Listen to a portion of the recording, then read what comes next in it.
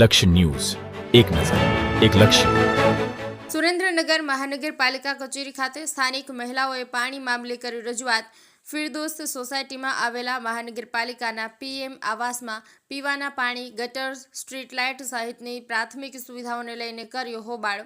મહાનગરપાલિકા કચેરી ખાતે મહિલાઓએ એકત્ર થઈ કરી રજૂઆત. મહિલાઓએ મહાનગરપાલિકા કચેરીએ નીચે બેસીને કર્યો વિરોધ.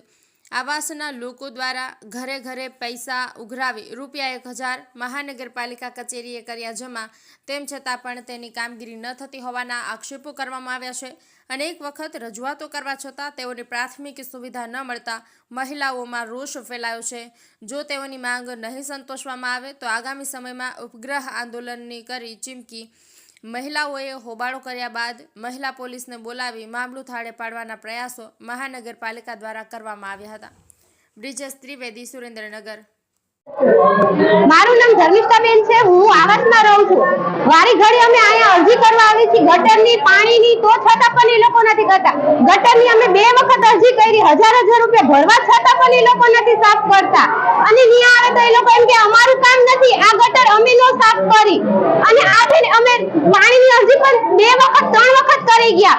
ઘડી ઘડી અમારે બધા માણસો ભેગા થઈ થઈને અહીંયા આવે છે તો અઠવાડિયે બંધ થઈ જાય. આ થઈને અમે 3 થી 4 વખત અરજી કરી ગયા છીએ. અમે અહીંયા અમે નાના છોકરા લઈને સ્કૂલનો ટાઈમ ખોટી થાય છે. ઘડીએ ઘડીએ અમે કેવી રીતે આવી અહીંયા બીજા મારે ઓફિસ છે નગરપાલિકાની. એ લોકોએ કીધું હતું કે 1000 રૂપિયા તમે ભરો તો અમે તમને ગટરની કુંડી સાફ કરી જશે.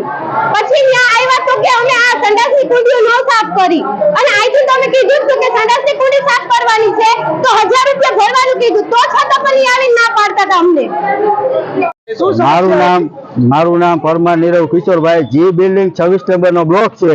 અમે અહીંયા જે દુનિયા રહેવા ગયા તે દુનિયા અમને કોઈ સગવડ મળી જ નથી એમ કહેવાય.